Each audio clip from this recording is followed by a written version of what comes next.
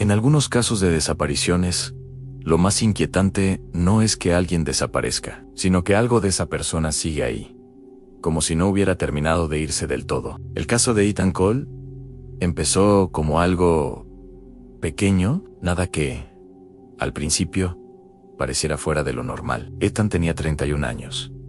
Trabajaba en mantenimiento industrial y llevaba una vida bastante rutinaria. No era alguien problemático, ni impulsivo, ni el tipo de persona que desaparece sin avisar. Por eso, cuando dejó de responder al teléfono durante horas, su hermana Claire fue la primera en notar que algo no encajaba. Al principio intentó convencerse de que no pasaba nada, que estaría trabajando, que se habría quedado dormido, o simplemente que no había visto el móvil. Pero a medida que pasaban las horas, esa sensación de inquietud empezó a crecer de una forma difícil de explicar, como si algo dentro de ella supiera que aquello no era normal. A las 11 de la noche, decidió llamarlo una última vez antes de ir a su apartamento. El teléfono dio tono y alguien contestó. Ethan. No hubo respuesta. Ethan, ¿eres tú? Durante unos segundos, solo se escuchó una respiración lenta, pesada, como si alguien estuviera al otro lado escuchando sin intención de hablar. Claire notó cómo se le tensaba el pecho. Ethan, me estás asustando. Di algo. La llamada se cortó. Ese fue el momento en el que todo cambió. A la mañana siguiente, la policía ya estaba implicada. El coche de Ethan apareció en un aparcamiento a las afueras de la ciudad, bien estacionado, sin signos de violencia ni nada fuera de lugar. Dentro había un café a medio beber y una chaqueta en el asiento trasero.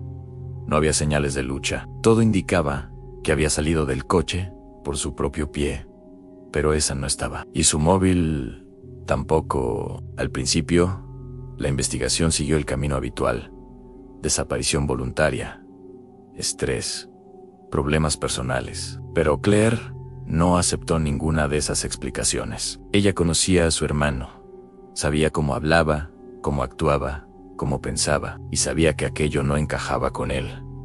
Entonces, apareció el primer detalle que rompió esa normalidad. El móvil de Ethan no estaba apagado, seguía encendido. Y no solo eso, había actividad. Durante la madrugada, horas después de su desaparición, se habían enviado varios mensajes desde su número.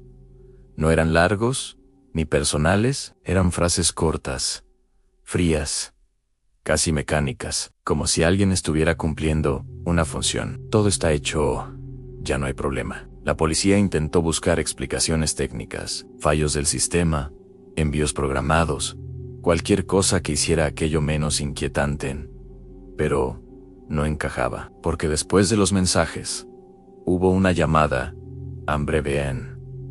sin contenido, como una comprobación. Ahí fue cuando Claire lo dijo en voz alta por primera vez. Ese no es mi hermano. Y por primera vez, nadie la contradijo. Las cámaras cercanas al aparcamiento aportaron algo más. En una de ellas, se veía a una persona acercándose al coche de Ethan de madrugada. La imagen era borrosa, la cara no se distinguía, pero había algo claro: no era Ethan. Ethan.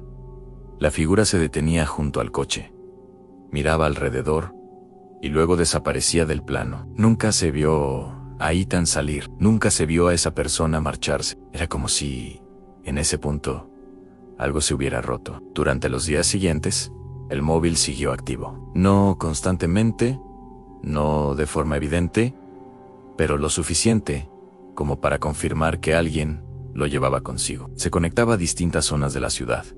Se movía, cambiaba de ubicación, siempre de forma controlada, sin errores, sin llamar la atención, como si quien lo tuviera supiera exactamente lo que estaba haciendo. Entonces ocurrió algo que hizo que Claire dejara de dudar por completo. Recibió un mensaje desde el número de su hermano: Ann, estoy bien. No busques. No era el contenido lo que la convenció, era la forma. Ethan nunca habría escrito eso. Nunca.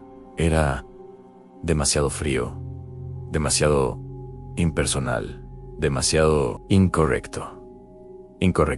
La policía rastreó la señal y llegó a una zona industrial abandonada. Allí no encontraron a nadie, pero sí algo extraño: otro móvil, apagado, sin tarjeta, sin información, como si alguien lo hubiera dejado allí, deliberadamente. A partir de ese momento, la investigación tomó un camino mucho más oscuro. Ya no se trataba solo de encontrar a Ethan, se trataba de entender por qué alguien estaba usando su teléfono, su identidad, su rastro digital, como si fuera una herramienta. Revisando su trabajo, encontraron algo que hasta entonces había pasado desapercibido. Durante los últimos meses, Ethan había estado colaborando con una empresa externa que no figuraba correctamente en los registros. Una empresa sin dirección clara, sin actividad pública, sin presencia real. No existía oficialmente, y sin embargo, Ethan había trabajado para ellos. Claire recordó entonces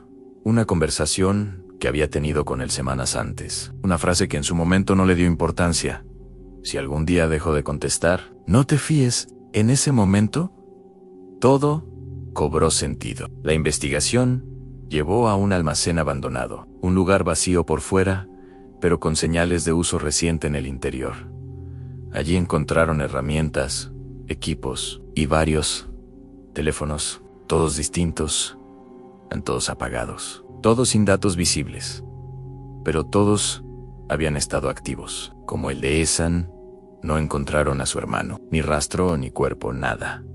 El caso se cerró meses después, como desaparición sin resolver, sin culpables, sin explicación oficial, sin respuestas. Pero Claire nunca volvió a mirar su móvil de la misma manera, porque el número de Ethan sigue existiendo, sigue activo, y de vez en cuando se conecta, durante unos segundos, en distintos lugares, como si alguien lo siguiera utilizando, como si nunca hubiera dejado de hacerlo. Y lo más inquietante de todo no es pensar que Ethan desapareció sin dejar rastro, es pensar que alguien tomó su vida y la siguió usando como si fuera suya. Si esta historia te ha dejado pensando, dale like, suscríbete y dime en comentarios, ¿tú crees que Ethan sigue vivo o que alguien se aseguró de que nunca pudiera volver? Nos vemos en el próximo expediente.